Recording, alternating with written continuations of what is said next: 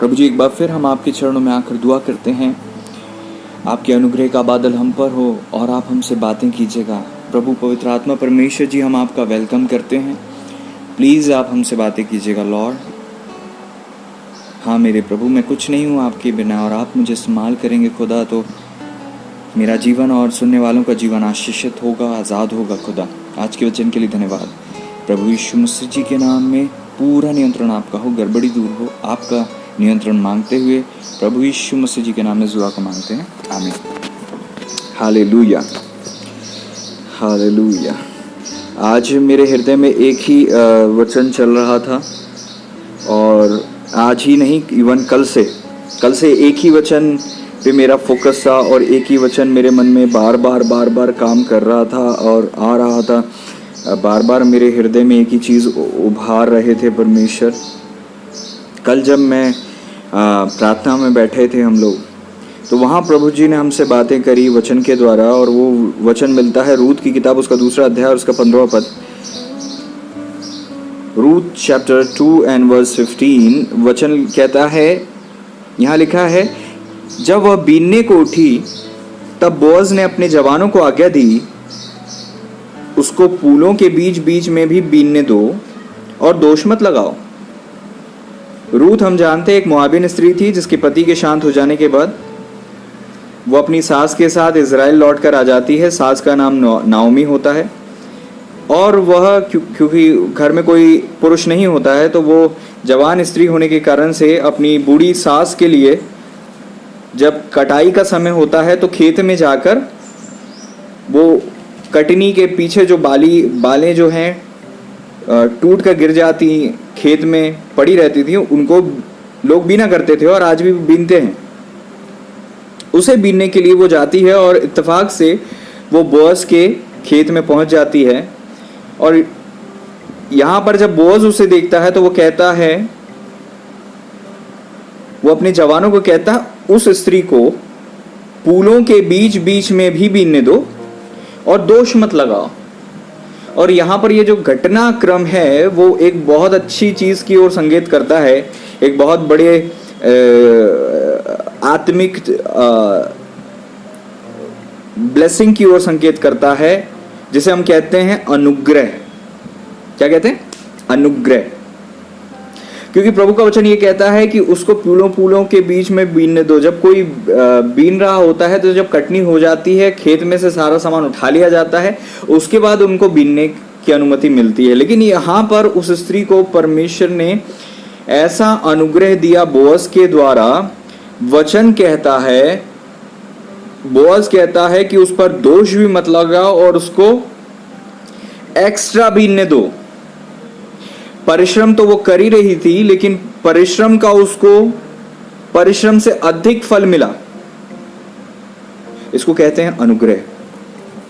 जब परमेश्वर आप पर, मुझ पर अनुग्रह करते हैं, तो उस अनुग्रह को हम देख सकते हैं। मनुष्य भी हम पर उसी वक्त में अनुग्रह कर रहे होते हैं जब परमेश्वर हम पर अनुग्रह करते हैं। जब परमेश्वर का अनुग्रह हम पर होता है, उस स्त्री के ऊपर जब परमेश्वर का अनुग्रह हुआ, तो उस अनुग्रह का कारण क्या था? पहली चीज, उस स्त्री ने परमेश्वर को अपना परमेश्वर माना। भले ही वह अन्यजाति स्त्री थी, लेकिन उसने कहा कि परमेश्वर मेरा परमेश्वर है, मैं परमेश्वर की हूँ, परमेश्वर मेरा है। और जब वो अपना जीवन खुदा को देकर जी रही थी, परमेश्वर को जीवन देकर जी रही थी, जैसे कि आज आप और मैं प्रभु को अपना जीवन देकर इस संसार में जीवन जी रहे हैं, उस स्त्री को परमेश्वर ने अनुग्रह दिया क्योंकि वो विश्वासी थी, परमेश्वर का भय मानने वाली थी। और परमेश्वर ने उस स्त्री को अनुग्रह दिया और बोअज के हृदय में काम किया, और बोअज ने उसको बीनने दिया और मना नहीं किया। और अपने सेवकों से कहा, उसको फूलों के बीच में भी बीनने दो, उसे मना भी मत करो, उसे दोष भी मत लगा। इसको कहते हैं अनुग्रह। और कल से परमेश्वर मेरे हृदय में यही बात डाल रहे थे कि अनुग्रह कितनी बड़ी चीज होती है। कई बार हम अपने जीवन में कई प्रकार की कमजोरियों को देखते हैं, घटियों को देखते हैं, कहाँ परमेश्वर के काम हम चाहते हैं, या हम कहते हैं कि हमने दुआ करी, कहाँ काम नहीं हुए। हमारा ध्यान उस जगह पर ज़्यादा होता है जहाँ पर हम वर्तमान में आशीष नहीं देख रहे होते, हम वर्तमान में घटी देख रहे होते हैं। लेकिन हम ये भूल जाते हैं कि परमेश्वर का अनुग्रह हमारी लाइफ में बहुतायत से है, और शत्रु भी कई बार जो विषय पर प्रार्थना नहीं सुनी जाती उस ओर ध्यान ले जाता है। कई बार हमारा मन भी कहता है कि यार हम ये इतने समय से दुआ कर रहे हैं, ना हमें अगुवाई मिल रही, ना हमें प्रार्थना का उत्तर मिल रहा, ना हमें चंगाई मिल रही, ना हमें ब्रेक थ्रू मिल रहा, ना हमें आर्थिक आज़ादी मिल रही है, ना डिलीवरेंस मिल रहा है आत्मिक रीति से। तो ये सारी चीज़ें जो हम देखते हैं तो हम निराश हो जाते हैं, और हम ये नहीं देख पाते कि परमेश्वर का अनुग्रह उस दौर में भी हम पर कितना अधिक है।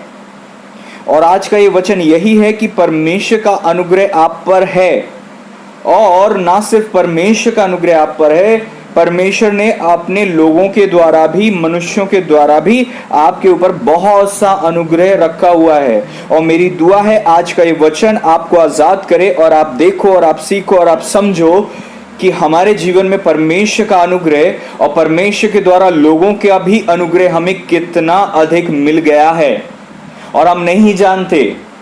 मैं आपको बताना चाहता हूं अनुग्रह क्या होता है। मुझे आज भी याद है 2018 में, मेरे ख्याल से 2017-18 में एक बार मैंने एक प्रचार किया था, प्रभु ने मुझे इस्तेमाल किया था रविवारी सभा में। वहाँ पर परमेश्वर के अनुग्रह के विषय में मैंने प्रचार किया था। वो यूट्यूब पे भी है, अपने ग्रुप चैनल में भी है, शेफर्ड स्टाफ में। वो था कि अनुग्रह के विषय में था, वो बेसिक बात थी, लेकिन ये थोड़ी डीप बात रहेगी। जिन लोगों ने वो सरमन सुना है उन लोगों के लिए उनको याद होगा। देखिए अनुग्रह क्या होता है। उस सरमन में एक छोटी सी कहानी मैंने बताई थी। वो कहानी ऐसी थी कि एक बहुत धनी व्यक्ति होता है और एक धनी व्यक्ति का एक बेटा होता है, ठीक है, और इकलौता ही बेटा होता है। और वो धनी व्यक्ति का जो इकलौता बेटा है वो बाहर खेलने के लिए जाता है या बाहर कुछ भी काम करने के लिए जाता है, वो क्योंकि बड़ा हो चुका था। और धनी व्यक्ति का, वो क्योंकि बहुत धनी व्यक्ति है, उससे ज़्यादा धनी कोई भी नहीं है उस पूरे इलाके में। और वो धनी व्यक्ति के पास एक सेवक आके बोलता है कि आपके लड़के को किसी ने जान से मार दिया, आपके लड़के को किसी ने जान से मार दिया। तो वो धनी व्यक्ति पता करता है कि किसने मारा मेरे बेटे को। और जब वो बेटे को पकड़ के लाते हैं, आप और मैं अगर उस जगह होते तो क्या करते? उसको सजा देते, न्याय करते, जो भी करते। लेकिन अनुग्रह को समझाने के लिए ये कहानी मैं आपको बता रहा हूं कि उस धनी व्यक्ति ने अपने बेटे का अंतिम संस्कार कर रहा होता है। उसी दिन उस लड़के के खूनी जो दूसरा लड़का होता है, वो गरीब लड़का होता है, बहुत गरीब होता है, उसने धनी व्यक्ति के बेटे को जान से मारा होता है। और धनी व्यक्ति उस लड़के को, जब वो धनी व्यक्ति के जो नौकर होते हैं पकड़ कर लाते हैं, धनी व्यक्ति उस लड़के को जैसे ही देखता है तो वो धनी व्यक्ति उस खूनी लड़के को देखते से ही गले लगाता है और उसे चूमने लगता है और उसे कहता है कि ये सब कुछ तेरा है, मेरा महल तेरा है, मेरा खेत तेरा है, ये नौकर सब तेरे हैं। उसे बहुत चूमता है और उसे अपने घर में जगह दे देता है और कहता है मैं अपने बेटे की जगह तुझे देता हूं, और उसे पूरा अधिकार दे देता है। और वो जो खूनी लड़का होता है वो उस घर में रहने लग जाता है और उसका वो बिल्कुल ठाट बाट से रहने लग जाता है और सारे नौकर उसके आगे पीछे घूमने लग जाते हैं। ये जो धनी व्यक्ति ने किया उस गरीब खूनी लड़के के साथ, उसको कहते हैं अनुग्रह। आई बात समझ में? अनुग्रह वो चीज होती है जो आप अपनी योग्यताओं से नहीं कमाते। अनुग्रह वो चीज होती है जिसके लिए आपने कोई कीमत अदा नहीं की होती। अनुग्रह वो चीज होती है जिसके लिए आपने एफर्ट नहीं लगाया। अनुग्रह वो चीज होती है जिसे हम ग्रेस कहते हैं, अनुग्रह वो चीज होती है जिसके लिए ना आपने कीमत अदा की, ना आप उसके लायक हो, कुछ भी नहीं है आपके पास ऐसा कि वो ग्रेस, वो अनुग्रह आपको मिले, फिर भी वो आपको जब दिया जाता है। जो धनी व्यक्ति ने उस कंगाल खूनी लड़के के साथ किया, व्यवहार जो उसका था, उसको कहते हैं अनुग्रह। और यही आपके और मेरे साथ हुआ है। हमारे पापों के कारण धनी व्यक्ति अर्थात परमेश्वर ने अपने इकलौते बेटे को जान से मरने दिया, और अपने ही बेटे की मृत्यु के द्वारा उन्होंने हमें अपना बेटा बना लिया, जबकि हमारे पापों के कारण उनका खून हुआ, उनको मारा गया, उनका कत्ल हुआ, उन्होंने अपनी जान दी। बेसिकली कत्ल तो नहीं हुआ, उनने अपनी जान दी, खुद अपने हाथों से अपनी जान दे दी, ताकि हमें परमेश्वर की संतान बनने का अधिकार मिले। सोच कर देखो, हमने पाप किया था, हमारे पाप के कारण यीशु ने जान दी और परमेश्वर ने हमें गले से लगा लिया, हमें चूमने लगे। इसीलिए वचन कहता है, आपने पढ़ा होगा कि अनुग्रह ही से तुम्हारा उद्धार हुआ। पता है आपको, आपने बपतिस्मा ले लिया, आपको उद्धार मिल गया, उसके लिए इतना आसान नहीं था कि आपने डुबकी मारी, बाहर निकले और आपके पाप क्षमा हो गए। किसी ने आपके पापों को अपने ऊपर लिया, उसने अपनी जान दी, प्रभु जी ने आपके लिए अपना सब कुछ लुटा दिया, खत्म कर दिया। वचन कहता है हमारे पाप के लिए उसने बड़ी कीमत अदा की, अपना खून का एक एक बूंद, एक एक कतरा उसने बहा दिया। और हुआ क्या, यीशु ने जान देकर आपको और मुझे, हम जैसे पापी को, जिसके कारण प्रभु की जान निकली, पिता के पास लेकर गए और पिता ने हमें गले से लगाया। और जो आज हमें मिल रहा है वो सब परमेश्वर का अनुग्रह है। हम तो पापी थे, हम नरक में जाते, हमने ऐसे काम किए थे कि हमारे लाइफ में एक पल की भी शांति के हम जो हैं हकदार नहीं थे। एक पल, एक घड़ी, थोड़ा सा भी आनंद की पाने की हमारी योग्यता नहीं है। हम बिल्कुल योग्य नहीं है कि हमें आज उद्धार मिला है। वचन कहता है अनुग्रह ही से तुम्हारा उद्धार हुआ, ये तुम्हारे कर्मों से नहीं हुआ है, किसी ने अनुग्रह किया है तुम पर। वचन में हम पढ़ते हैं यीशु मसीह का अनुग्रह। यीशु जब आया तो अनुग्रह आया, सारे लोगों के पाप क्षमा हो गए, सब लोग परमेश्वर को अपना पिता कहने लगे। और आज हम गर्व से कहते हैं हे पिता, हे हमारे परमेश्वर पिता। ये यीशु के अनुग्रह से हुआ है। परमेश्वर ने वो अनुग्रह हम पर किया। कब किया? जब यीशु ने जान दी।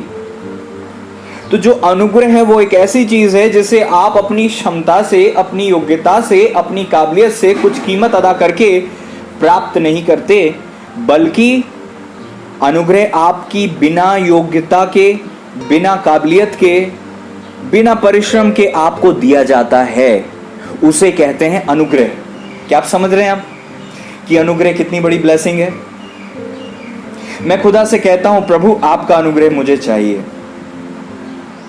और आज के बाद आप लोग भी यही कहने लगोगे, यदि आपने इस वचन को ध्यान से समझ लिया तो आप हमेशा इस बात को खुदा से मांगोगे कि प्रभु मुझे अनुग्रह चाहिए। अनुग्रह वो कर सकता है जो आप अपने कामों से नहीं कर सकते। यही तो हुआ। उद्धार हम कितने ही अच्छे काम करते, कभी स्वर्ग नहीं जाते। अनुग्रह ने हमें स्वर्ग लेके गए। अनुग्रह ने हमें परमेश्वर की संतान होने का अधिकार दे दिया। अनुग्रह से हमें परमेश्वर ने वो सब जो खोया था वापस दे दिया। अनुग्रह से हमें परमेश्वर ने ना सिर्फ वो सब वापस दिया, बल्कि हमें परमेश्वर ने अपने पुत्र होने का अधिकार देकर स्वर्ग में ले जाने की वाचा हमसे बांध ली और हमें अनंत काल का जीवन दिया। और अनंत काल के जीवन की अनंत ब्लेसिंग्स हमारे जीवन में भविष्य में रखी हुई है। सोच कर देखो, क्या आपको नहीं चाहिए अनुग्रह? मुझे तो बहुत ऐसे चाहिए, मुझे तो कूट कूट के अनुग्रह चाहिए। आमीन, हालेलुया। अनुग्रह एक ऐसी चीज है प्रियो। आपने देखा वहां पर वो जो खेत का मालिक था, उसने रूत को बीनने की अनुमति दी। रूत को बीनने की अनुमति दी। हर चीज अनुग्रह से है। हमारे चारों ओर अनुग्रह घेरा हुआ है। हम अनुग्रह के पात्र हैं। हम अनुग्रह को ओढ़ते हैं, हम अनुग्रह को पहनते हैं, अनुग्रह में हम चलते हैं, अनुग्रह में हम बोलते हैं, बातें करते हैं। यहाँ तक कि अनुग्रह में मैं आज प्रचार कर रहा हूँ। अनुग्रह में मैं सेवा कर रहा हूं, अनुग्रह में आप सुन पा रहे हो। ये सब कुछ जो हमारी लाइफ में हुआ है, हो रहा है, होगा, वो सब अनुग्रह से हो रहा है। Praise the Lord. क्या आप समझ रहे हैं? अनुग्रह हमारे लिए बहुत बड़ी चीज है। प्रभु से हमेशा कहें, खुदा आपका अनुग्रह मेरे लिए काफी है। जब पौलुस बोलते कि मेरी लाइफ में बहुत तकलीफ हो रही है, पौलुस क्या बोलते? मुझे कांटा चुभाया गया है। पौलुस बोलते कि मुझे बहुत तकलीफ हो रही है। प्रभु का वचन क्या कहता है? मेरा अनुग्रह तेरे लिए बहुत है। Hallelujah.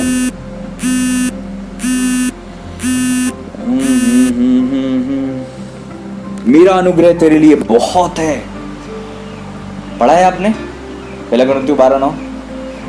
My grace is sufficient for you. मतलब आपको वहां पर वो दास क्या बोलते कि मेरे को बीमारी हो रही है, मुझे तकलीफ हो रही है, मुझे दुष्टात्मा सता रही है, और परमेश्वर कहते कि मेरा अनुग्रह इतनी बड़ी चीज है कि इसके अलावा तुझे कुछ चाहिए नहीं।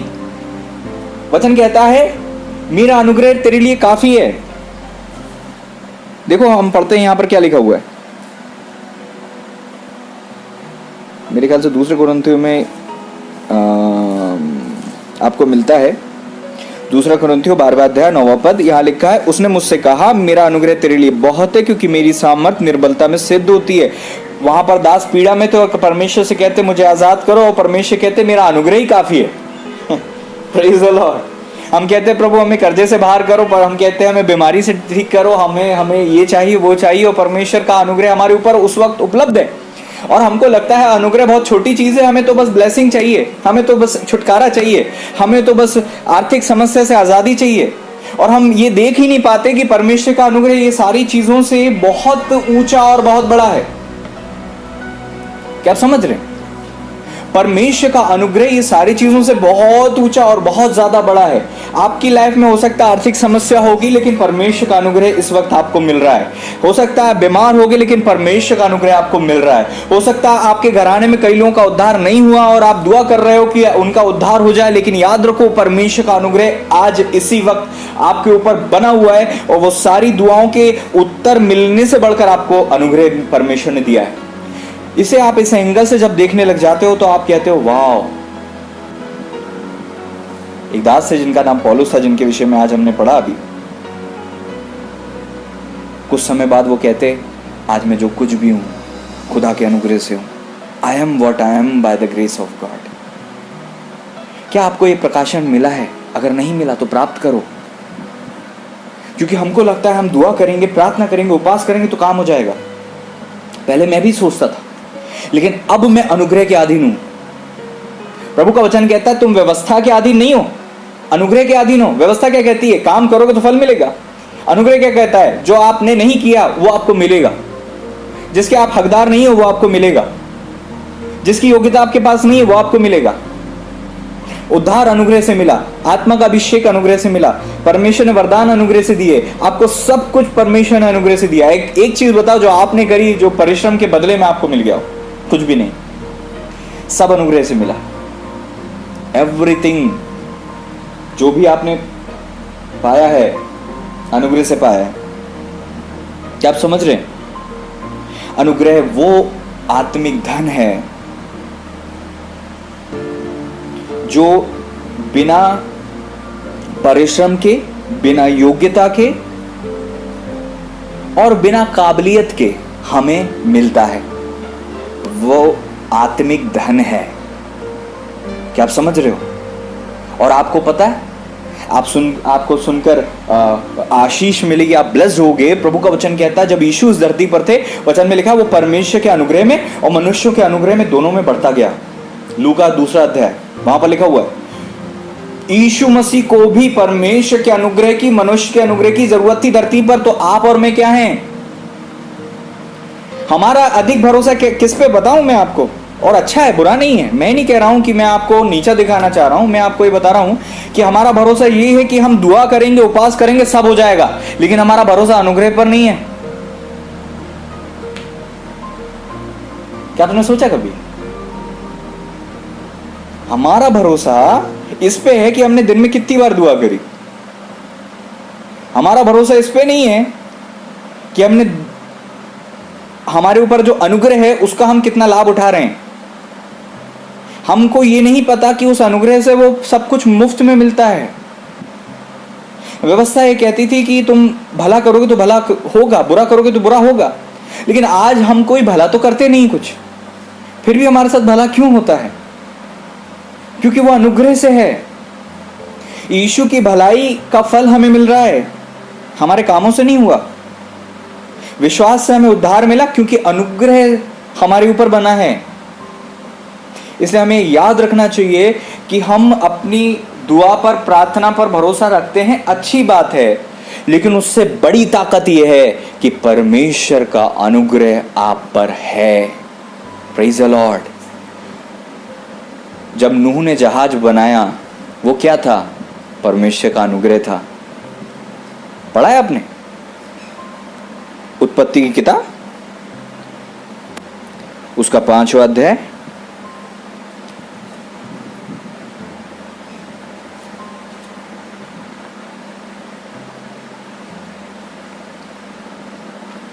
छठवां अध्याय, उत्पत्ति की किताब 6वें अध्याय का 8वां पद। परंतु यहोवा के अनुग्रह की दृष्टि नूह पर बनी रही। नूह क्यों बचे? ऊपर लिखा हुआ है कि वो धर्मी व्यक्ति थे, है ना, खराई से चलते थे, सब कुछ अच्छा था। अरे आपके काम हो सकता है बहुत अच्छे होंगे, आप दुआ बहुत ज्यादा करते होगे, लोगों की तुलना में आप उपास ज्यादा करते होगे, लेकिन उसके बाद भी एक बात याद रखो, ये मत सोचना कि उसके बाद जो आपको मिल रहा है वो आपकी दुआओं से, प्रार्थना से, उपवास से मिल रहा है। प्रभु का वचन कहता है नूह के ऊपर परमेश्वर के अनुग्रह की दृष्टि थी, बल्कि योग्यता नूह के पास बहुत सारी थी। नूह की योग्यता आपने देखी, प्रभु का वचन में लिखा हुआ है 9वें पद में, नूह धर्मी पुरुष, अपने समय के लोगों में खरा था। नूह परमेश्वर के साथ साथ चलता था, धर्मी भी था, खरा भी था, खुदा के साथ चलता था। यद्यपि वो दुआ भी करता होगा, उपवास भी करता होगा, बलिदान भी करता होगा, क्योंकि हम जानते हैं जहाज से निकलने के बाद उसने होम बलि चलाया, उसने बलिदान किया। ये वो व्यक्ति है जो परमेश्वर की दृष्टि में धर्मी था, बाइबल उसको धर्मी कह रही है, फिर भी परमेश्वर के अनुग्रह की दृष्टि उस पर आई और उस अनुग्रह से वो बच गया। क्या आप समझ रहे हो? ऐसे ही आप जगह जगह पढ़ते हो, हमें एक एक वचन खोलने की जरूरत नहीं, आप पढ़ते हो जब 3 दूत आते हैं अब्राहम के पास, तो वो कहते हैं यदि तुम्हारे अनुग्रह की दृष्टि मुझ पर हो। देखो मैं आपको बताता हूं कहां होगा ये। उत्पत्ति की किताब 18वां अध्याय 3 से 5 मैं पढ़ता हूं। उत्पत्ति की किताब 18वां अध्याय 3 से 5 कहता है, हे प्रभु, यदि मुझ पर तेरे अनुग्रह की दृष्टि है तो मैं विनती करता हूं कि अपने दास के पास से चले ना जाना। थोड़ा सा जल लाता हूं, अपने पांव धोकर इस वृक्ष के तले विश्राम करें, फिर मैं एक टुकड़ा रोटी ले आऊं और उससे आप अपने अपने जीव को तृप्त करें, तब उसके पश्चात आगे बढ़ें। 3 दूत आकर अब्राहम जी से बात करते हैं। अब्राहम कहते हैं यदि आपके अनुग्रह की दृष्टि मुझ पर है तो मेरे घर में एक टुकड़ा खा लो और थोड़ा सा पानी पी लो।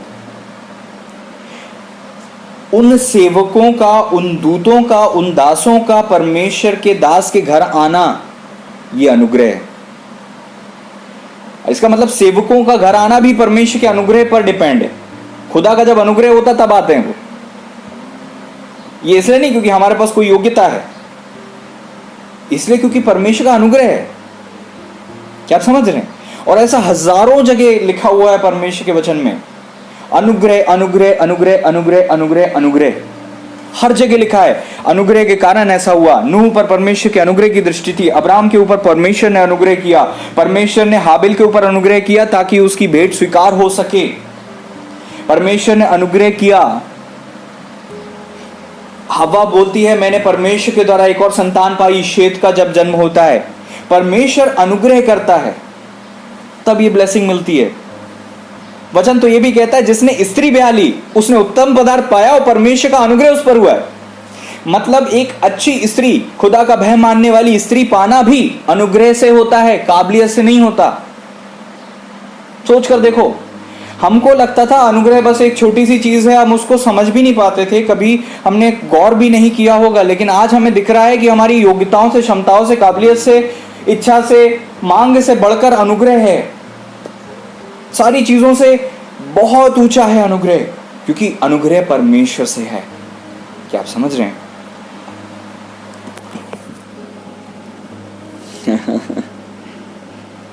नीति वचन 12:2 कहता है, good man obtains favour of the Lord. Hindi में तो हिंदी में आई डोंट नो क्या संस्करण है, लेकिन इंग्लिश में जब आप पढ़ते हो king James, new king James version में, तो वहां लिखा है good man obtains favour. Hallelujah. नीति वचन 3 अध्याय 3 से 4 जब आप पढ़ते हो तो वहां क्या लिखा हुआ है?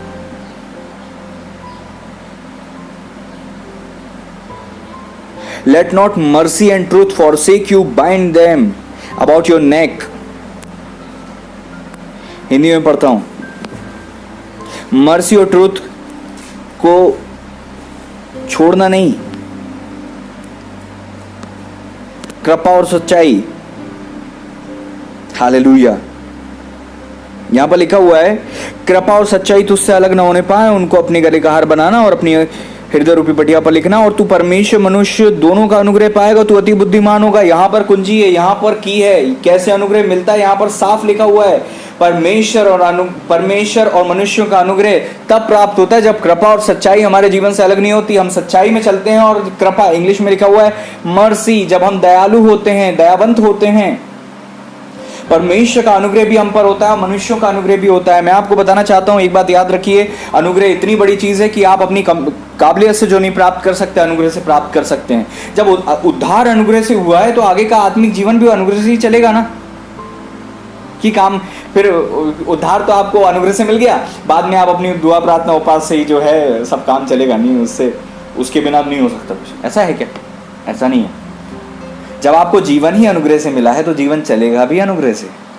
उद्धार अनुग्रह से मिला है तो उद्धार में बने रहना भी अनुग्रह से होगा।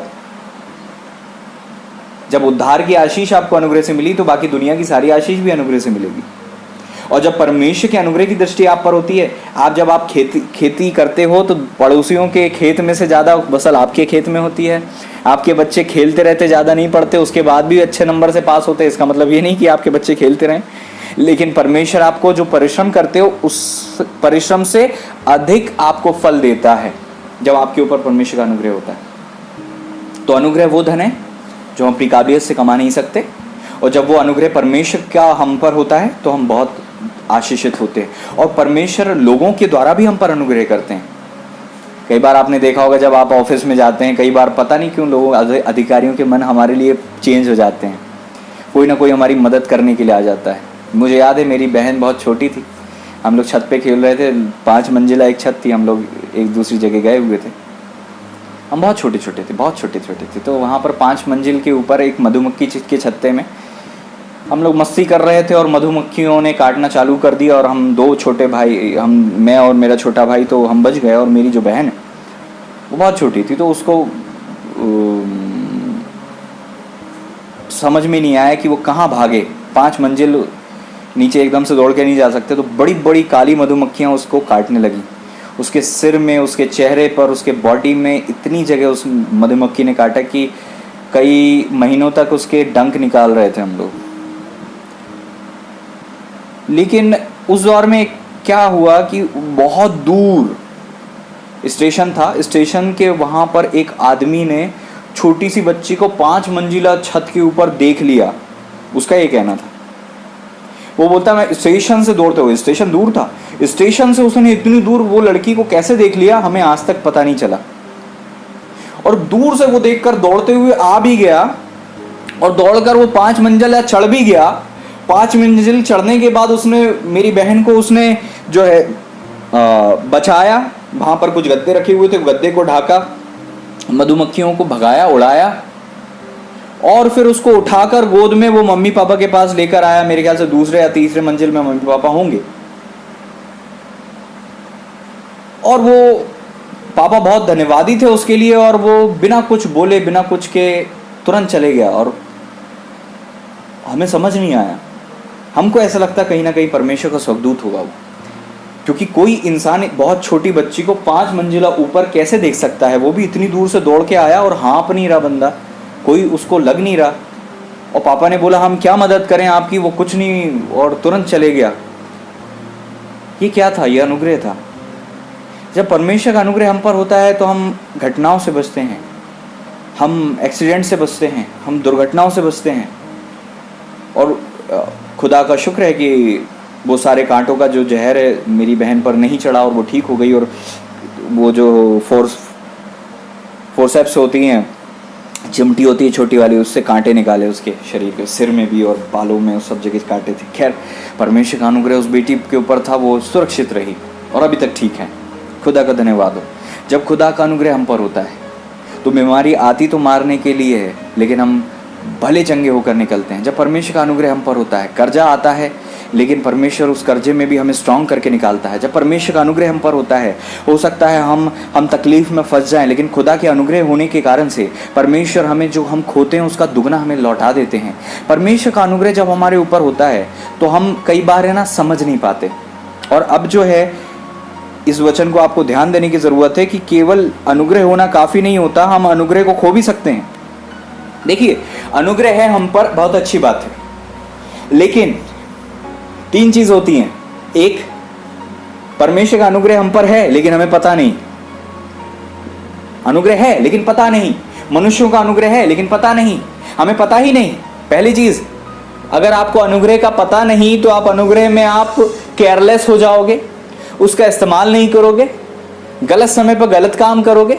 आपको पता है कि इस वक्त में आपके ऊपर अनुग्रह है कि आप अधिक दुआ करके परमेश्वर के बहुत करीब जा सकते हो, लेकिन अगर आपको पता ही नहीं कि ये वक्त आपके लिए दुआ का है, एक अनुग्रह आपके ऊपर आया है, स्वर्ग से आपके ऊपर खिड़की खुली हुई है, स्वर्ग का द्वार आपके लिए खुला हुआ है, वो अनुग्रह का द्वार आपके लिए खुला हुआ है। उस दौर में आप जितनी प्रार्थना, दुआ, उपवास करोगे उतना खुदा के करीब पहुंच सकोगे। अगर आपको ये नहीं पता होगा तो उन दिनों में भी आप बिना दुआ करे, बिना उपवास किए यूं ही समय को काट दोगे और आप अनुग्रह का फायदा नहीं उठा पाओगे। रूत को जब कहा गया कि तू बीन सकती है, उसके ऊपर था वो बीनती कि नहीं बीनती। क्या आप समझ रहे हो? अनुग्रह सबके ऊपर है, पूरी मानव जाति के ऊपर। जो चाहे वो यीशु पर विश्वास करे, लेकिन सब करते नहीं है। इसका मतलब ये अनुग्रह का फायदा हम उठाते हैं कि नहीं, ये हम पर निर्भर करता है। मैं किसी भी गरीब व्यक्ति को अगर अपने जेब में से 500 के कई सारे नोट देता हूं, ये उसके ऊपर डिपेंड है, वो लेता है कि नहीं लेता है। मैं अनुग्रह कर रहा हूं कि मैं उसको दान दूं, लेकिन सामने वाला अनुग्रह ले नहीं रहा मुझसे, है ना? ऐसा कितनी बार होता है? परमेश्वर का अनुग्रह हम खो देते हैं, इस्तेमाल नहीं करते। तो पहली चीज ये कि अनुग्रह होने के बावजूद भी आपको नहीं पता होता, इसलिए आप अनुग्रह का उपयोग नहीं करते। और दूसरी चीज, अनुग्रह का कुछ लोग उपयोग तो करते हैं लेकिन वो गलत कार्यों के लिए दुरुपयोग करते हैं। अनुग्रह का एक पहला पॉइंट क्या था? उपयोग नहीं करते। दूसरा पॉइंट क्या है? दुरुपयोग करते हैं। अनुग्रह का दुरुपयोग करते हैं। कैसे? कई लोग को परमेश्वर अनुग्रह देते हैं अपने बड़े बड़े अभिषिक्तों के बहुत करीब रहने का। उनको लगता है कि नहीं, हम बहुत आत्मिक हैं, पास्टर को हमारी जरूरत है, पास्टर को हमारी जरूरत है, पास्टर की मजबूरी है हमें साथ में रखना, पास्टर की मजबूरी है हमें कॉल करना, पास्टर की मजबूरी है हमारे घर आना, पास्टर की मजबूरी है, इसलिए हमें जो है पास्टर हैं, सेवक हैं, नबी हैं, दास हैं, भविष्यवक्ता हैं, उनका अनुग्रह मिल रहा है, परमेश्वर का अनुग्रह उनके द्वारा हमें मिल रहा है। ऐसे ही एक सेवक था जिसका नाम था गेहजी। एलिशा के साथ, एलिशा इतना बड़े नबी, उनके साथ रहने का अवसर उसको मिलता था, लेकिन उस अनुग्रह में वो आत्मिकता के चरम सीमा में पहुंच सकता था, लेकिन उसने उस अनुग्रह का दुरुपयोग करके क्या किया? लालच करके नमान कोड़ी से पैसा ऐंठ लिया और क्या किया? अनुग्रह खो दिया। दुरुपयोग करते हैं कुछ लोग अनुग्रह का। सेवा में आ जाते हैं, प्रार्थना में आ जाते हैं, लालच करने लग जाते हैं, पैसों को दुरुपयोग करते हैं। विश्वास में कई विश्वासी आ जाते हैं, अनुग्रह है लेकिन उसका दुरुपयोग कर रहे हैं। आप अगर अनुग्रह का उपयोग नहीं करते तो दुरुपयोग तो ना करें। यीशु के 12 चेले में से एक चेले का नाम था यहूदा इस्करियोती। यीशु का अनुग्रह उस दास के ऊपर था। उसने उस अनुग्रह का कैसा उपयोग किया? गलत उपयोग किया। 30 चांदी के सिक्कों में अपने गुरु को, अपने रब्बी को, अपने खुदा को बेचने की कोशिश की। क्योंकि यीशु मसीह कहां है कहां नहीं है महायाजकों को नहीं पता था, यहूदा इस्करियोती को पता था। वो जाकर सीक्रेट बता देता है। कई बार ऐसे ही होता है, कुछ लोग दासों के करीब रहते हैं, दासों के सीक्रेट्स उनको पता होते हैं और वो 4 लोगों में बांटते हैं, 4 लोगों को दासों की कमजोरियां बताने लग जाते हैं। जो अनुग्रह परमेश्वर ने उनकी लाइफ में किया है उसका दुरुपयोग करने लग जाते हैं। अनुग्रह बहुत प्रकार से आपकी लाइफ में, आप उसका उपयोग नहीं करते, उसको दुरुपयोग करते हो। मैं आपको क्या बताऊं, कितने सारे उदाहरण बाइबल में रखे हुए हैं, भरे हुए हैं। प्रभु का वचन कहता है, धनी व्यक्ति का एक बेटा था, वो उड़ाऊ पुत्र था। उड़ाऊ पुत्र ने क्या किया? संपत्ति लेकर कहीं जगह, किसी दूसरी जगह जाकर वेश्याओं में उड़ा दिया और उस पैसे को खत्म कर दिया और लुट गया, बर्बाद हो गया। वो चाहता तो उस अनुग्रह के कारण से जो पैसा मिला था उस पैसे को कहीं दूसरी जगह लगाता, इन्वेस्ट करता, खेती खरीदता, दास दासी खरीदता, मेहनत करता, उस पैसे में और पैसे कमा लेता। लेकिन उसने उस अनुग्रह का दुरुपयोग किया। तो दूसरा पॉइंट यही है कि हम, आप, मैं कई बार अनुग्रह का दुरुपयोग करते हैं। आपको पता है, जब हम पर अनुग्रह होता है और हमको नहीं पता होता कि अनुग्रह है, और उस दौरान में हम जो है मनमानी करते है ना, परमेश्वर की इच्छा को पूरा नहीं करते, परमेश्वर की आत्मा की आवाज को नहीं सुनते, और फिर जो है मनमानी के द्वारा जो भी काम हम करते हैं, उस दौर में हम अनुग्रह का दुरुपयोग कर रहे होते हैं। उस दौर में हम अनुग्रह का दुरुपयोग कर रहे होते हैं। मैं आपको बताऊं, अनुग्रह इतनी बड़ी चीज है, अगर आपने उसको प्रॉपर यूज किया ना, तो मैं आपको बताऊं, आप कल्पना भी नहीं कर सकते, आप इतने आशीषित हो जाएंगे। लेकिन दुर्भाग्य है, कुछ लोग अनुग्रह को जानते नहीं, कुछ लोग अनुग्रह का दुरुपयोग करते हैं। और यही नहीं, पहला पॉइंट यह था कि अनुग्रह को नहीं जानते। नहीं जानना बुरा होता है, उससे ज्यादा बुरा होता है कि अनुग्रह का दुरुपयोग करना। लेकिन मैं आपको तीसरा पॉइंट जो दे रहा हूं ना, वो दोनों पॉइंट से भी ज्यादा खतरनाक है। वो है अनुग्रह को खो देना। अनुग्रह को कुछ लोग खो देते हैं। याद रखो, अनुग्रह को खोया भी जा सकता है। जो अनुग्रह परमेश्वर ने हमें दिया है उसको खोया जा सकता है। जो लोगों का अनुग्रह हमें मिलता है उसको खोया जा सकता है। और शत्रु यही करता है। जब वो देखता है कि उनके ऊपर अनुग्रह है तो वो कोशिश करता है कि ये ऐसी कोई गलती करें जिससे वो अनुग्रह को खो दें। शिमशोन के साथ क्या हुआ? परमेश्वर का ऐसा अनुग्रह था कि खुदा का आत्मा बल से उतरता था उस दास के ऊपर। वो जहां भी जाता था लोगों को, अपने शत्रुओं को, पलिस्तियों को मार गिराता था। लेकिन उस अनुग्रह का उसने दुरुपयोग किया। उसको लगा कि परमेश्वर हमेशा मेरे साथ रहेगा, चाहे मैं वेश्याओं में जाऊं, चाहे मैं कुछ भी करूं। उसने अपना रहस्य भी बताया, वेश्या के साथ भी रहा, गलत स्त्री के साथ रहा। और उस अनुग्रह को उसने जब खो दिया, परमेश्वर का आत्मा उसके पास से चला गया। और प्रभु का वचन कहता है, उसको लगा कि मैं वापस से सब कुछ उन लोगों को मार दूंगा। लेकिन वचन कहता है वो नहीं जानता था खुदा का अनुग्रह, खुदा का आत्मा उसके ऊपर से चला गया था। जब परमेश्वर का आत्मा हमारे करीब आता है, वो अनुग्रह से आता है, हमारी काबिलियत से नहीं। ठीक है, तो हम ऐसे काम क्यों करते हैं जिससे हम अनुग्रह खो सकते हैं? कई लोग अनुग्रह खो देते हैं। आपको पता है, गेहजी ने जब अनुग्रह खोया ना, तो कभी वो एलीशा जी के पास वापस नहीं आ पाया होगा। ऐसी एक स्त्री थी, उसका नाम था वष्टी, रानी वष्टी, जिसने अपने पति का अनुग्रह खो दिया, राजा का, शैर्स राजा। पढ़ा है आपने एस्तर में? 127 प्रांत, हिंदुस्तान से लेकर कूश तक जितने भी 127 प्रांत थे, उसके ऊपर एक बड़ा राजा था जिसके यहाँ पर पार्टी चल रही थी 180 दिन। 180 दिन की लंबी पार्टी। उस 180 दिन में क्या किया उन्होंने? 127 प्रांत के हाकिमों को, गवर्नरों को बुलवाकर एक बहुत बड़ी पार्टी करी और अपना वैभव बताया। 180 दिन उसको लग गए बताने में। इतना उसके पास धन संपत्ति, ऐशो आराम की वस्तुएं थी, सोच कर देखो। और 180 दिन बाद उसने अपनी पत्नी को बुलाया और वो पत्नी ने आने से इनकार कर दिया। इस कारण से क्या हुआ? उसको उस पद से निकाल दिया गया। और वचन कहता है वो कभी राजा के सामने नहीं आ पाई, कभी नहीं आ पाई। कई लोग अनुग्रह को खोते रहते हैं।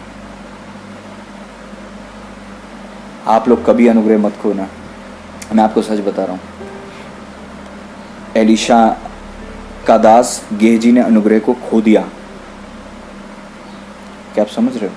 ऐसे ही कई लोग पास्टर की अधीनता में रहते हैं और अनुग्रह को खो देते हैं और फिर कहते हैं पास्टर ने ऐसा किया हमारे साथ, पास्टर ने वैसा किया हमारे साथ। वो ये नहीं देखते कि उन्होंने उस अनुग्रह को खो दिया।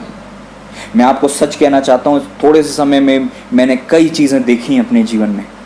कई लोग अनुग्रह को खो देते हैं, मैंने देखा है अपने जीवन में।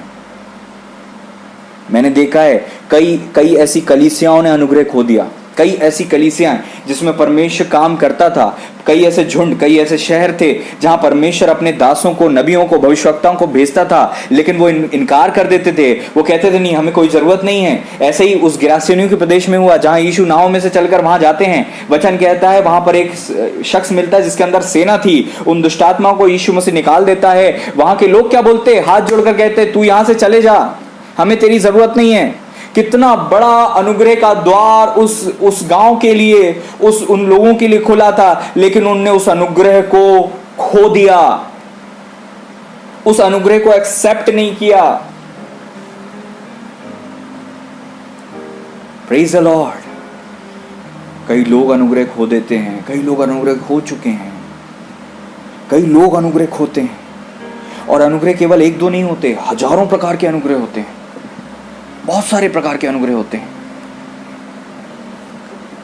परिश्रम करके कमाना, पैसा अगर घर में आ रहा है वो अनुग्रह से आता है। आप भले चंगे हैं, अनुग्रह से। आपने आज भरपेट खाना खाया वो अनुग्रह से है। आप आज दुआ कर पा रहे वो भी अनुग्रह से। मैं आपको बताना चाहता हूं, अगर आपके ऊपर अनुग्रह नहीं होता आप दुआ नहीं कर सकते थे। आपको दुआ की हैबिट हो गई है, वो अनुग्रह से है। आपके घर में सेवकों का आना जाना है, यह अनुग्रह से है। लोग आपके लिए चिंता करते हैं, दुआ करते, उपवास करते, ये अनुग्रह से है। आपके घर में जो ब्लेसिंग है अनुग्रह से। आप जो कुछ भी देख रहे हो अपने चारों तरफ, वो अनुग्रह से है। आप अच्छे कपड़े पहनते हो, अनुग्रह से। आप जीवित हो, अनुग्रह से। पौलुस जी के द्वारा देखो, सीखो। हम लोग तो कई बार थोड़ी सी उपवास प्रार्थना करते हैं तो घमंड आ जाता है कि हमने उपवास किया, प्रार्थना किया। पौलुस के पास क्या योग्यता थी? वचन कहता है गमलीएल की कलीसिया में 3 साल उसने शास्त्रों का ज्ञान लिया। वो एक वचन कहता है वो शास्त्रों का शास्त्री, फरीसियों का फरीसी था। प्रभु का वचन कहता है 3 बार उनने कोड़े खाए, 39 कोड़े, 3 से 5 बार, मेरे ख्याल से 5 बार कोड़े खाए होंगे। इतनी बार अपने शरीर पर प्रताड़ना को सहा उनने कलीसिया के लिए। जब लोग दान देते थे वो दान भी नहीं लेते थे। क्यों? क्योंकि वो परमेश्वर की महिमा करना चाहते थे और लोगों पर वो नहीं करना चाहते थे। इतना अच्छा सेवक अपने जीवन में ऐसी सेवा करने वाला, वो कह रहा है कि मैं अनुग्रह से हूं जो भी हूं। मतलब ये आपकी दुआ प्रार्थना, आपका उपवास, आपकी सेवा, जो कुछ भी आप कर पा रहे हो ना, ये केवल अनुग्रह से हो रहा है। ये इसलिए नहीं हो रहा है कि आपकी या मेरी योग्यता है, ये अनुग्रह से हो रहा है। आपको पता है,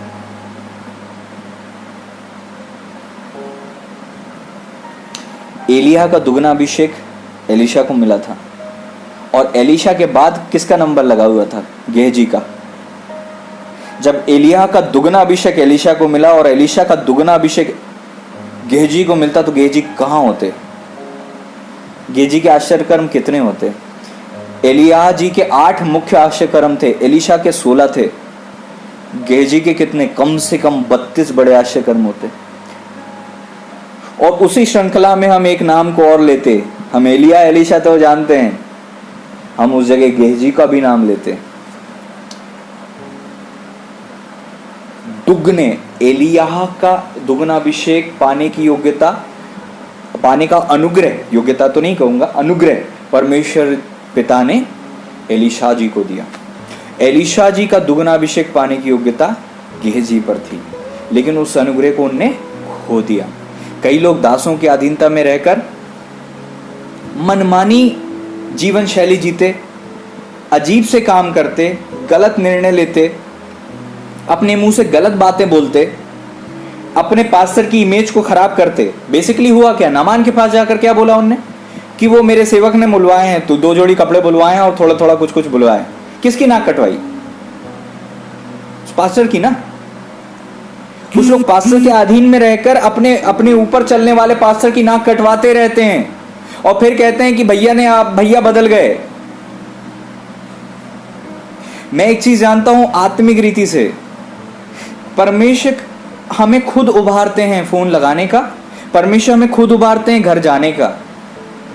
क्यों किसी का फोन आपके पास नहीं आ रहा है, कोई आपके घर नहीं आ रहा है, इसके कारण किसी पास्टर को ब्लेम मत करना कभी। मतलब मुझे ब्लेम मत करना। हालेलुया। प्रभु का वचन कहता है नबियों की प्रतीति करो तो तुम कथार्थ हो जाओगे। प्रॉस्पर, इंग्लिश में कहो प्रॉस्पर, प्रॉस्पेरिटी का मतलब होता है ब्लेसिंग, धन की आशीष, है ना, साजो सामान की आशीष। ये जो प्रॉस्पेरिटी होती है ये कब आती है? जब आप नबियों की प्रतीति करते हो, दासों को कुछ लोग ग्रहण करते। मैंने अपनी आंखों से देखा है, एक ऐसा परिवार था अपनी सेवा काल में, मैंने एक ऐसी परिवार को देखा है, चाहे कोई सा भी पास्टर, वो कभी मना नहीं करते थे, ठीक है, और वो पास्टरों का आदर करते थे, कभी भी किसी चीज़ से वो अपना हाथ नहीं रोकते थे। मैंने आज देखा कलीसिया में वो बहुत ज़्यादा आशीषित लोग हैं, बहुत ज़्यादा आशीषित हैं। और मैं खुद अपने आप को कह रहा था कि मैंने कई बार ऐसी गलतियां की, इसलिए मैं आपको सिखा रहा हूं, आप ऐसी गलती मत करना। अनुग्रह को नहीं जानकर, अनुग्रह का दुरुपयोग करके और अनुग्रह को खोकर हम गलती करते हैं। अनुग्रह को इस्तेमाल करना सीखो, अनुग्रह को यूज करना सीखो, अनुग्रह का फायदा उठाना सीखो। Praise the Lord. कई लोग आकर प्रभु से क्या बोलते हैं? प्रभु आपके चेले तो ना उपवास करते हैं ना दुआ करते हैं। प्रभु उनसे कहते जब दूल्हा इनके साथ है तो ये रोएंगे क्यों? जब दूल्हा इनके साथ हो तो ये उपवास क्यों करेंगे? ऐसे दिन आएंगे जब दूल्हा इनके पास नहीं होगा, तभी उपवास करेंगे, दुआ करेंगे। वो दौर चेलों के जीवन में काय का था? अनुग्रह के द्वारा उन्नति का था, ठीक है। अनुग्रह कई प्रकार से होता है। कई बार अनुग्रह आता है ताकि उन्नति हो, कई बार अनुग्रह आता है ताकि चंगाई हो, कई बार अनुग्रह आता है ताकि आप धीरज धर के परमेश्वर की बात जोड़ता रहो, कई बार अनुग्रह आता है कि परमेश्वर कलीसिया में लोगों के मन हमारे प्रति बदल देते हैं, कई बार अनुग्रह आता है कि हमें हमारे घर में प्रार्थना करने की अनुमति मिल जाती है। कितने ऐसे हैं जिनको दुआ करने का भी अवसर नहीं है, उनको साफ मना है, आप दुआ नहीं कर सकते, चर्च नहीं आ सकते। तो ये अनुग्रह हम पर है कि हम कर पा रहे हैं, जा पा रहे हैं, दुआ कर रहे हैं, ये सब कुछ अनुग्रह है। और उस अनुग्रह का दुरुपयोग कितने लोग कर रहे हैं? चर्च क्यों नहीं आए? भैया मार्केट गए थे। चर्च क्यों नहीं आए? भैया मेहमान आ गए थे। अनुग्रह को इतनी छोटी चीज समझते हैं कुछ लोग, और सोचते हैं आज नहीं तो कल मिल जाएगा, ठीक है, कोई दिक्कत नहीं, कुछ नहीं जा रहा हमारा, चर्च नहीं जाने से कुछ नहीं जा रहा हमारा, सरमन नहीं सुनने से कुछ नहीं जा रहा हमारा, प्रार्थना नहीं करवाने से कुछ नहीं जा रहा हमारा, उपवास नहीं करेंगे कुछ नहीं जा रहा हमारा। Praise the Lord. कई बार आपको एक चीज और बताना चाहता हूं, वचन कहता है मर्सी और ट्रूथ, कृपा और सच्चाई तेरे गले का हार बनेगी और तू परमेश्वर और मनुष्य दोनों का अनुग्रह पाएगा। कुछ लोग है ना बहुत धार्मिक बन जाते हैं और कहते परमेश्वर हमारे साथ है और हमें किसी की जरूरत नहीं,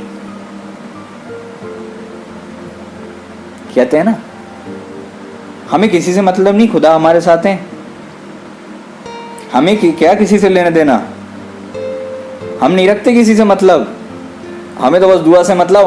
हम भले हमारा खुदा भला, हम भले हमारी कोठरी भली, हम भले हमारा खुदा भला।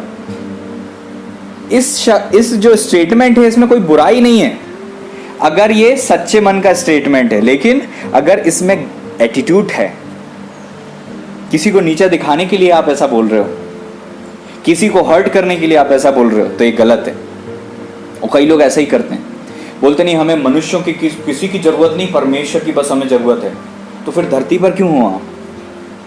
जब तक धरती पर हो, धरती पर मनुष्यों का अनुग्रह चाहिए आपको, और मनुष्यों का अनुग्रह मनुष्य नहीं देते, परमेश्वर उनके द्वारा आप पर अनुग्रह करते हैं। किसी के हृदय में परमेश्वर काम करते हैं, वो मनुष्य फिर आप पर अनुग्रह करता है। तो आपको परमेश्वर का अनुग्रह मनुष्यों के द्वारा प्राप्त होता है, तो उसको मना ना करो। जब लोग आपकी हेल्प करने के लिए आए, मना क्यों करना? जब लोग आपको उन्नति देने के लिए आए, मना क्यों करना? जब लोग आपको किसी भी प्रकार से परमेश्वर के द्वारा ब्लेस करें, तो मना क्यों करना? अब हम कह रहे प्रभु हमें आत्मिक उन्नति दे, और प्रभु जी ने हमें कलीसिया से जोड़ दिया, और अब हम कह रहे हैं कि कलीसिया में तो हमें जमता नहीं है, XYZ कारण है, इसलिए अब हम कलीसिया नहीं जाएंगे। परमेश्वर हमारी दुआओं का उत्तर अपने अनुग्रह से उस कलीसिया के द्वारा देने जा रहे थे, उस सेवक के द्वारा देने जा रहे थे, उस नबी के द्वारा देने जा रहे थे, और हमने उनको मनुष्य जानकर नकार दिया, और हम सोचते हैं कि वो जो हमने किया अच्छा किया, हमें डायरेक्ट सब मिल जाएगा। परमेश्वर जो हमें देना चाह रहे थे वो किसी के द्वारा मिल रहा था, ठीक है। सो जो अनुग्रह के द्वार खुले हैं उनको बंद मत करना अपनी लाइफ में। कितने ऐसे हैं जिन्होंने कर दिया है? कितने ऐसे हैं जिन्होंने अपने जीवन में कई प्रकार के अनुग्रहों के द्वार को बंद कर दिया, इसलिए अब वो रोते हैं, परिश्रम करते, लेकिन उनको नहीं मिलता। लेकिन मैं आपको एक चीज़ बताना चाहता हूँ, अगर आपने अनुग्रह खो दिया है, कितने ऐसे सुन रहे होंगे जो जानते हैं, कई ऐसे बच्चे भी होंगे जो कहेंगे कि हाँ हमारे वो दिन बहुत अलग थे, उन दिनों में जो है हमारे ऊपर एक अलग ही ग्रेस था, अलग ही अनुग्रह था, उन दिनों में बात ही अलग थी, उन दिनों का सब कुछ अलग था। तो देखो, आप ये मत सोचो कि कुछ बदलाव आ गया इसका मतलब अनुग्रह खो दिया है, ऐसा नहीं सोचना। माँ जब बच्चे को अपने गोद में रखती है तो वो अनुग्रह का द्वार होता है, लेकिन जब गोद से उतारती है वो भी अनुग्रह का द्वार होता है। माँ अगर बच्चे को गोद में रखती है इसलिए क्योंकि वो कमज़ोर है, बच्चे पर अनुग्रह करती है, लेकिन जब वो बच्चा बड़ा हो जाता है तो वो उस पर अनुग्रह करती है कि उसको छोड़ती है ताकि वो चलना सीखे, उसकी हड्डियाँ मजबूत हों और वो चल के एक अच्छा मजबूत पुरुष और स्त्री बन सके। तो बदलाव का मतलब ये नहीं होता कि हमने कुछ खो दिया। कई लोग ये भी सोचते हैं, इस वचन के द्वारा सोचेंगे पहले तो भैया हमारे घर आते थे, पहले भैया वो हमसे फोन करते थे, अब नहीं करते तो मतलब हमने अनुग्रह खो दिया। हो सकता है ये सही भी हो, लेकिन हो सकता है कि इसका कारण ये भी हो कि अब आपको परमेश्वर चाहते हैं कि आप खुद बढ़ो। हमेशा आप किसी की दुआओं पर डिपेंड ना रहो, खुद भी दुआ करना सीखो, खुद भी उपास करना सीखो, खुद भी वचन में ढूंढना सीखो, खुद भी आप सीखो। कुछ लोग गलती करते हैं तो थोड़े समय तक वो कलीसिया से और वो कवरिंग से हट जाते हैं ताकि परमेश्वर उनको दिखाएं, समझाएं, सिखाएं, ताकि दोबारा वो अनुग्रह नहीं खोएं। आप अनुग्रह मत खोइएगा। प्रभु से हमारी यही दुआ होनी चाहिए कि खुदा आज से हम धन्यवाद देते हैं, इतना अनुग्रह हम पर है। प्रभु को धन्यवाद देना चाहिए, प्रभु इतना अनुग्रह हम पर है, हमारे घर में खाने को है, हमारे पहनने को है, हमें आत्मिक झुंड मिला है, आत्मिक लोग मिले हैं, आत्मिक भाई बहन हैं, पासवान हैं, सब कुछ है। जितना कुछ लदा हुआ है चारों तरफ, उसे हम देखने की बजाय जो नहीं है उसको देखते हैं। प्रभु आपकी बुद्धि खोल दे, मेरी बुद्धि खोल दे, ताकि हम वो देख सकें जो परमेश्वर ने अनुग्रह से दिया है, ताकि हम रोना, हम बिलबिलाना, गिड़गिड़ाना छोड़ दें और खुदा से कहें प्रभु धन्यवाद इस अनुग्रह के लिए। और जो लोग दुआ, प्रार्थना, उपास करके सोचते हैं कि उनने कुछ कमा लिया, तो उनकी भी बुद्धि खुले आज के दिन कि आपने दुआ करी तो भी अनुग्रह से है, प्रार्थना कर पाए उन अनुग्रह से है, उपवास कर पाए अनुग्रह से है। ये आपकी दुआ प्रार्थना से नहीं हुआ, अनुग्रह से हुआ है। परमेश्वर के अनुग्रह की दृष्टि आप पर है। कहें परमेश्वर के अनुग्रह की दृष्टि मुझ पर है, परमेश्वर के अनुग्रह की दृष्टि मुझ पर है, परमेश्वर के अनुग्रह की दृष्टि मुझ पर है। इस धरती पर यीशु मसीह जी को भी परमेश्वर और मनुष्य दोनों का अनुग्रह चाहिए था। आप लोगों से कट मत जाओ। वचन कहता है जो औरों से अलग हो जाता है वो अपनी इच्छा पूरी करने के लिए ऐसा करता है और हर प्रकार की खरी बुद्धि से बैर रखता है। खरी बुद्धि का मतलब यह है कि आप परमेश्वर और मनुष्य दोनों के अनुग्रह को स्वीकार करो, इनकार मत करो। कितने ऐसे हैं जो परमेश्वर के अनुग्रह को भी इनकार करके बैठे हैं और वो कहते हैं कि नहीं हमें नहीं चाहिए। पौलुस से सीखो। पौलुस कहते हैं कि आज मैं जो कुछ भी हूं अपनी योग्यता, क्षमता, काबिलियत और इसलिए नहीं हूं कि मैं इस योग्य हूं, इसलिए हूं क्योंकि परमेश्वर का अनुग्रह मुझ पर है। वहां पर वो दास बीमार था, परमेश्वर कहते मेरा अनुग्रह तेरे लिए काफी है। क्या आप अपने घर से निकलकर ये सोचते हो मैं घर से बाहर जा रहा हूं, मैं सुरक्षित रहूंगा क्योंकि अनुग्रह मुझ पर है। मैं एग्जाम देने जा रहा हूं, मैं पास होऊंगा क्योंकि अनुग्रह मुझ पर है। मैं जो कुछ खरीदने जा रहा हूं मेरी सारी चीजें अच्छी आएंगी क्योंकि अनुग्रह मुझ पर है। क्या आप रोज सुबह प्रभु का अनुग्रह मानते हो? प्रभु मुझे अनुग्रह दे, अनुग्रह दे, अनुग्रह दे, मुझे अनुग्रह से घेर ले। कुछ लोग जो मेरे करीब रहते हैं उनको मैंने जब अपनी गवाहियां बताई तो वो कहने लगे भैया हमने देखा है आपके ऊपर बहुत अलग अनुग्रह। जब मैंने उनको बताया कि मेरे साथ जो क्या क्या होता है, तब उन्होंने कहा कि भैया सच में हमने ऐसा देखा नहीं आज तक। और बोलते भैया हमारे साथ ऐसा नहीं होता। मैंने कहा अनुग्रह मांगो, अनुग्रह मांगो। वचन कहता तुम बोते हो लेकिन थोड़ा काटते हो, खाते हो लेकिन पेट नहीं भरता, लेटते हो नींद नहीं आती। वचन कहता है यहोवा अपने सेवकों को, डरवैयों को नींद यूं ही दे देता है। उसके डरवैयों को किसी भले वस्तु की कमी घटी नहीं होती। जवान सिंह भूखे सो जाते हैं, लेकिन खुदा का अनुग्रह जिनके ऊपर होता है, खुदा के डरवैयों को भरपेट भोजन मिलता है। थोड़ा बोते हैं 100 गुना बटोरते हैं। परमेश्वर के अनुग्रह की दृष्टि इसहाक पर थी। अकाल में भी उसने गरार में जब बोया तो 100 गुना बटोरा। अनुग्रह आपके परिश्रम में आपको योग्यता से बढ़कर देता है। अनुग्रह से आप जो थोड़ी सी दुआ करते हो, परमेश्वर उस थोड़ी सी दुआ से बढ़कर आपको ब्लेसिंग देता है। जब आपके ऊपर अनुग्रह होता है, जब आपके ऊपर अनुग्रह होता है तो आप कवरिंग में होते हो। अभिषिक्तों को परमेश्वर आपके जीवन में भेजते हैं। विधवा के ऊपर अनुग्रह था, नहीं तो वो मर जाती। उसके जीवन में जब एलिशा जब भेजे गए तो क्या हुआ? वो बची। क्यों? क्योंकि परमेश्वर ने उसके ऊपर अनुग्रह किया। किसके द्वारा? सेवक को भेजकर। जब परमेश्वर के अनुग्रह की दृष्टि होती तो सेवकों का आना जाना हमारी लाइफ में आता है। क्या आप समझ रहे हैं? हिजकिय्याह के पास परमेश्वर ने यशायाह को भेजा और कहा जाकर उससे बोलो उसकी उम्र बढ़ गई है। Praise the Lord. मैं विश्वास करता हूं इस वचन के द्वारा आपने आशीष पाई होगी। आज खुदा से जरूर कहें प्रभु मुझे अनुग्रह चाहिए। और जब शत्रु बोले ना कोई बात नहीं, तूने इतने पाप कर लिए, तेरा कुछ नहीं हो सकता, तू तो बहुत पापी है, तू तो सुबह उठ भी नहीं पाई, तूने तो उपास भी नहीं किया, तूने तो वहां पर ऐसा बोल दिया। खुदा के अधीन आकर प्रभु से क्षमा मांगना और खुदा से कहना प्रभु आपका अनुग्रह मेरे लिए काफी है। आमीन। आप ये मत सोचो कि आपकी दुआ कितनी हुई है, ये सोचो कि अनुग्रह काफी है। और पाप किया तो हम पता नहीं क्या हो जाएगा हमारा, ये सोचने की बजाय सोचो अनुग्रह के हम अधीन हैं, हम अनुग्रह के अधीन हैं। कई बार मैं शुरुआती दिनों में था तो खूब दुआ प्रार्थना उपास करके ही मैं सरमन देता था। बहुत दुआ करता था, बहुत उपास करता था। एक मीटिंग, एक सरमन के लिए 3 दिन उपास प्रार्थना करके, 7 दिन उपास प्रार्थना करके एक सरमन देता था मैं। 3 दिन फास्टिंग करता था ताकि मेरे को 1 घंटे बोलना है। 3 दिन fasting prayer. Praise the Lord. और कई बार उन दिनों की जो सभा थी आशीषित हुई, लेकिन कई बार मैं दुआ नहीं कर पाया, उपास नहीं कर पाया और मैं सेवा करने के लिए गया और परमेश्वर ने उन दिनों से बढ़कर मुझे यूज किया। उन दिनों में बिना उपास प्रार्थना के, पहले दिनों से बढ़कर, उपास प्रार्थना के दिनों से बढ़कर इस्तेमाल किया। और मैंने बड़ी मुश्किल से सीखा है अनुग्रह का यूज करना। बहुत मुश्किल से मैंने सीखा, क्योंकि हमें सिखाया जाता है आज्ञा मानोगे तो अच्छा होगा, नहीं मानोगे तो नहीं होगा। हमने ये किया था इसलिए ऐसा हो गया, अरे हमने यार उस दिन है ना वो खा लिया था इसलिए ऐसा हो गया, पी लिया था ऐसा हो गया। हम चारों तरफ ये चीज़ें हैं तो हमको लगता है कि अब हमने क्योंकि कुछ किया नहीं तो हमें कुछ मिलेगा ही नहीं। जबकि अनुग्रह तब मिलता है जब आप योग्य होते ही नहीं हो। क्या आप समझ रहे हो? जब आप इसको यूज करने लग जाते हो, जब आपकी ऐसी सोच और मेंटलिटी आ जाती तो आप दुआ प्रार्थना करना बंद नहीं करते हो, बल्कि कहते हो प्रभु मेरी दुआ प्रार्थना का फल जो है आपके हाथों में है, लेकिन मैं सीमित नहीं हूं अपनी प्रार्थना तक। मैं जो प्राप्त करूंगा वो अनुग्रह से प्राप्त करूंगा, अपनी योग्यताओं क्षमताओं से नहीं। क्या आप समझ रहे हो? मैं सेवा करूंगा तो अनुग्रह से करूंगा।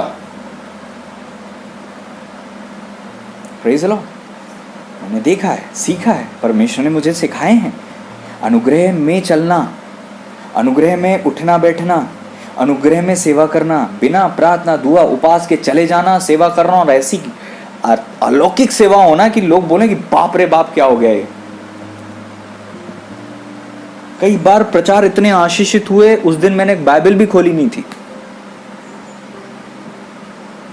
कभी कभी 1 हफ्ते तक बाइबल नहीं पढ़ी और प्रचार ऐसे सटीक प्रचार कि मैं आपको बता नहीं सकता। मैंने हार्डवेयर से सीखा है ताकि मैं अपनी काबिलियत पर डिपेंड ना रहूं। जो मुझे करना है वो मैं करूं, लेकिन अधीन रहूं अनुग्रह के। अनुग्रह से चलूं, अनुग्रह पर डिपेंड रहूं। खुदा आपके अनुग्रह पर मैं डिपेंड रहूं। मैं आपके अनुग्रह के अधीन रह सकूं, मुझे सिखाइए।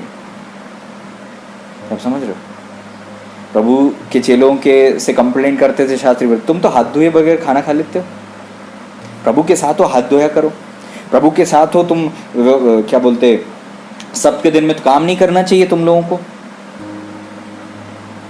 प्रभु यीशु के चारों तरफ कोई व्यभिचारिणी स्त्री रहती थी, कोई खून लहू बहने वाले रोग वाले रहते थे, जिनको लोग अशुद्ध और अछूता समझते थे, जिनसे दूर रहते थे, बात नहीं करते थे। और वो लोग परमेश्वर के करीब कैसे बैठ पा रहे थे, यीशु के करीब कैसे आ पा रहे? अनुग्रह से। क्या आप समझ रहे हो? एक चोर बोलता मैं तो इस योग भी नहीं हूं खुदा कि मैं आपसे दुआ करूं, अपना सर भी नहीं उठाया स्वर्ग की ओर। और वो चुंगी लेने वाला पापी अपने आप को बहुत दीन नम्र किया था, दूसरी तरफ शास्त्री फरीसी स्वर्ग की ओर आंख उठाकर देखता, हाथ उठाकर कहता मैं हफ्ते में 2 दिन उपवास रखता हूं, मैं दान देता हूं, मैं दशमांश देता हूं, मैं होम बलि चढ़ाता हूं। वो चुंगी लेने वाले को क्षमा मिल गई और ये पापी ठहरा, क्योंकि इसको ये नहीं पता था चाहे कितना ही उपास कर लो, कितना ही दशमांश दे दो, कितना ही कुछ कर लो, हम अनुग्रह के अधीन हैं, कामों के नहीं, व्यवस्था के नहीं, हमारे करने से नहीं होता, खुदा के अनुग्रह से सब होता है। और वो चुंगी लेने वाले ने कुछ भी नहीं किया था, बस क्षमा मांगी, उसके ऊपर अनुग्रह हुआ। आप किस जगह जाना चाहते हो? ऐसे जगह जहां आप कहो कि प्रभु मैं दिन में 3 बार दुआ करती, मैं दिन में 3 बार दुआ करता हूँ, मेरी लाइफ इतनी सिस्टमेटिक है, मैंने कभी ये नहीं किया, वो नहीं किया, वो नहीं किया, वो नहीं किया, मेरी लाइफ में बिल्कुल सब अच्छा है। और आप अनुग्रह को यूज नहीं करो। और एक तरफ एक पापी बोले प्रभु मैंने तो सालों साल हो जाते दुआ नहीं करी, मैंने इतने पाप किए, उसको अनुग्रह मिल जाता है। देखो पापी को क्या होता है ना, जो दुआ नहीं करता, प्रभु में नहीं है, उसको पता है कि मैं कुछ करता ही नहीं हूं, तो मैं लायक नहीं हूं। जब आपको पता है कि आप लायक नहीं हो, तो आप जो अनुग्रह मिल रहा है उसको आप यूज करोगे। लेकिन दूसरी तरफ वो बंदा जो बहुत दुआ प्रार्थना उपास कर रहा, तो उसको लगता है कि मैं लायक हूं क्योंकि मैंने किया है दुआ, मैंने किया उपास, मैंने किया इतना दान दक्षिणा, कोई दास हमारे घर से खाली नहीं गया, हमने इतना किया है, हमने इतना किया है। तो उनको लगता है वो कमा लेंगे कुछ, तो वो खो देते हैं। और जो जिनके पास कुछ है ही नहीं, जिनने सच में कुछ नहीं किया, तो वो कहते हैं प्रभु बस दया अनुग्रह उनको मिल जाता है। तो इसका मतलब ये है कि हम दुआ छोड़ दें? नहीं, इसका मतलब ये है दुआ करो, प्रार्थना करो, उपवास करो, दान दो, दक्षिणा दो, दशमांश दो, सब में परफेक्ट रहो, लेकिन अनुग्रह के अधीन रहो, अनुग्रह को मांगो। साल भर पढ़ाई करके जाओ तो ये मत सोचो मैंने कितनी पढ़ाई की, बस ये सोचो खुदा अनुग्रह से पास होना चाहिए, काबिलियत से नहीं, अनुग्रह चाहिए। जो बिजनेस करने वाले हैं उनको दुकान खोलने के टाइम में बोलना चाहिए खुदा आज का ये दिन दुकान अनुग्रह से चलना चाहिए। इसलिए नहीं क्योंकि मेरे व्यवहार अच्छे लोग मेरे पास आएंगे, इसलिए नहीं मेरे पास चीज़ें अच्छी रखी इसलिए लोग मेरे पास आएंगे, इसलिए नहीं कि मैं अच्छे से बातें करता हूँ, लोगों को फंसा लेता हूँ, पोट लेता हूँ, मुझे मेरे पास टेक्निक है, टैक्ट है, मैं बड़ा मैच्योर हूँ, मेरी बात ही अलग है, मेरे को वर्षों का अनुभव है। ये सब काम नहीं करता। अनुग्रह इन सारी चीज़ों से बहुत ऊंचा है। Praise the Lord. मैं विश्वास करता हूँ आज इस वचन के द्वारा आप आशीषित हुए होंगे। हालेलुया। आइए हम दुआ करें, प्रभु से अनुग्रह मांगे, प्रभु से कहें हे मेरे प्रभु आपका जो अनुग्रह मुझ पर हुआ है वो काफ़ी है। कई बार हम प्रभु से दुनिया भर की चीज़ें मांगते हैं और ये भूल जाते हैं अनुग्रह इन सारी चीज़ों से बढ़कर है। अनुग्रह हो गया, सब हो गया, सब मिल गया। प्रभु जी हम धन्यवाद देते हैं आपका अनुग्रह जो मुझ पर, हम पर, इन बच्चों पर है मेरे पिता, उसके लिए मैं धन्यवाद देता हूँ। हम धन्यवाद देते हैं आपके अनुग्रह के अधीन ये बच्चे हमेशा बने रहें और हमेशा मेरे पिता आपकी इच्छा इन बच्चों के जीवन में पूरी हो। अनुग्रह को मेरे पिता जाने, समझें, इन्हें बताइएगा लॉर्ड, इन्हें इनकी बुद्धि खुलने पाए ताकि जब आपकी अनुग्रह की दृष्टि इन पर है, कहाँ कहाँ से अनुग्रह आ रहा है खुदा आपके द्वारा, ये समझ सकें और अनुग्रह का ना दुरुपयोग करें ना उसको खोएं, बल्कि अनुग्रह के अधीन रहें, व्यवस्था के नहीं। प्रभु यीशु मसीह जी के नाम में धन्यवाद देते हुए इस दुआ को मांगते हैं। आपने मुझे संभाल किया, मैं धन्यवाद देता हूँ। प्रभु यीशु मसीह जी के नाम में इस दुआ को मांगते हैं। आमीन आमीन आमीन आमीन आमीन। Thank you dear Lord Holy Spirit. पवित्र प्रभु आत्मा परमेश्वर जी, मैं धन्यवाद देता हूँ। आगे भी आपका नियंत्रण मुझ पर मांगते हुए यीशु मसीह जी के नाम में इस दुआ को मांगते हैं।